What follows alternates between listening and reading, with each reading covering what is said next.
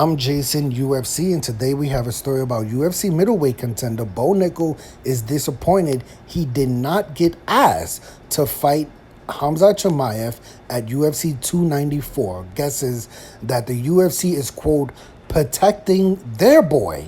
I find that ironic because wouldn't a lot of people say that Bo Nickal is the UFC boy? Okay, let's see what he's talking about here.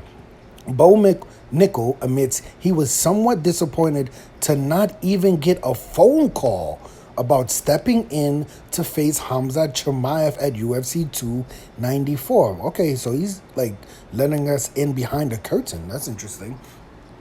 With Paulo Costa forced to withdraw due to an infection in his elbow from a surgery from 3 weeks ago, former welterweight champion Kamaru Usman has stepped in to face Khamzat Chimaev at UFC 294. While many fighters were likely... Oh, hold on. Is this true? While many fighters were likely contacted about the opportunity, Bo Nickal said he wasn't. I'm going to have to come back to that point because how many fighters were contacted about this opportunity? And that's interesting that Bo Nickal, like I said, would let us behind the curtain and let us know that he wasn't contacted. Because most fighters, they're not going to say, yeah, UFC contacted me about fighting Chimaev, and I said no, right? So Bo Nickal's interesting. You know, it's interesting to say that he wasn't contacted. Let me see what he says. I was disappointed UFC didn't ask me to step in there, he said on his YouTube channel. Go and subscribe to Bo Nickal's YouTube channel and hit the thumbs up button. I was expecting at least an ask like, hey, you want to do this? But no, just nothing. Nothing from the UFC. It is what it is. I'm guessing they didn't want me to roll over into Abu Dhabi in 10 days notice and smash, smash their boy in front of his home crowd or something. They didn't even ask. It wasn't an option, Bo Nickal continued. Like I said, there was probably a lot that went into the decision, so we'll do it another time. It's a good fight between Khamzat Chimaev and Kamaru Usman in the welterweight division. I think it will be competitive based on his Khamzat Chimaev's fight with Gilbert Burns at UFC 273 last year. I do think that he overlooked Gilbert Burns, but also Usman is pretty good. A little older. I definitely watched in back on replays a few days after it happened. Bo Nickal believes he is on a future collision clause with Khamzat Chimaev, but he understands why the UFC would want to take time to build it. Thus far, Bo Nickal has barely broken a sweat in his UFC or his pro MMA career, earning 2 first-round finishes over Jamie Pickett and Val Woodburn in his first UFC appearance after earning a contract on Dana White Contender Series. As far as Usman stepping in, Bo Nickal feels the fight is intriguing, but he isn't sure how long Usman will stick around at 185 pounds. This is what Bo Nickal says. Not too much of an upside, but for Usman, he's already been a defending champion and then just lost back-to-back fights versus Leon Edwards. Bo Nickal said he's not really in a great position, but it should be a good fight. I kind of disagree with him not being in a great position, right? It seems like he's in a great position because just to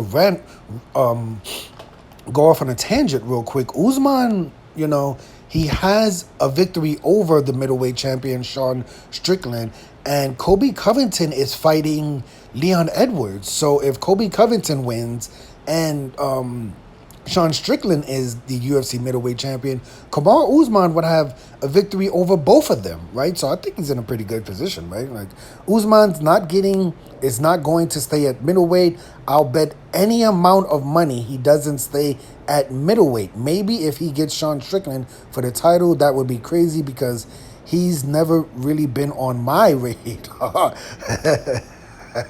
Oh my goodness, this story. Yeah, we don't even have to go too much in the story. Like I said, it was interesting that, I'm an MMA casual, so I don't follow everything in the sport, but it was interesting to have, a UFC fighter come out and say that the UFC did not contact him about taking this fight. I did wonder about who was contacted for this fight versus Khamzat Chimaev. It says in this article, which I have no idea, it says while many fighters were likely contacted about the opportunity. Is that a fact? I haven't heard the UFC say that, we called certain middleweights, or, they don't have to throw anyone under the bus, but, the UFC could have said, we offered this fight to many fighters. Kamaru Usman was the only one who took the opportunity, right? So I don't know if many fighters were contacted on this opportunity. My idea that if you're in a middleweight division and they're telling you like, hey, we're gonna offer you a #1 contendership to fight a welterweight, what middleweight wouldn't take that opportunity? Marvin Vettori, I'm pretty sure he would have said yes. Robert Whittaker would have said yes, right? I shouldn't assume that. But, if you ask fighters like Jared Cannonier, why would Jared Cannonier say no to this? Why would someone like Dricus du Plessis, who has been jumped in the line, if Dricus du Plessis has to fight Robert Whittaker for the #1 contender, I'm pretty sure he'll fight Khamzat Chimaev for the #1 contender. And Bo Nickal is saying that he would have taken the fight, right? And Bo Nickal is not even ranked in the middleweight division. So, like I said, I'm an MMA casual, so I don't know who was contacted, but it is interesting that, we do have a fighter coming out and say that they were not contacted. Like I said, you're probably not going to get many fighters coming out and say, well, yeah, the UFC called me and I said, no, I turned down the fight versus Khamzat Chimaev. But Bo Nickal is saying that the UFC did not contact him. And I think he's saying that he would have taken the fight, right?